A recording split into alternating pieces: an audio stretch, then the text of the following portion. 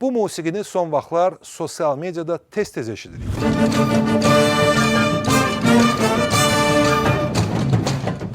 Bəs İranda etirazların və digər tərəfdən hakimiyyətin qeyri-rəsmi himninə çevrilmiş kompozisiya haqqında nələri bilirik?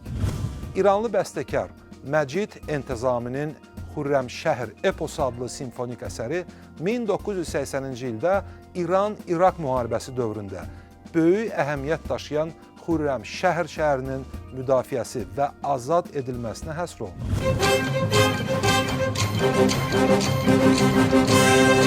Əsər sadəcə musiqi deyil, müharibənin ağrısını, insanların köçünü, mübarizəni və sonda qazanılan qələbəni ifadə edən epik hekayədir.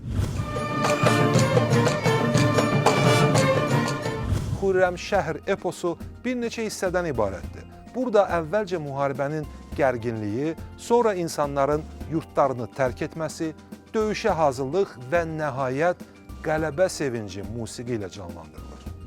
Əsər Tehran Simfonik Orkestrinin canlı ifasında daha populyardır.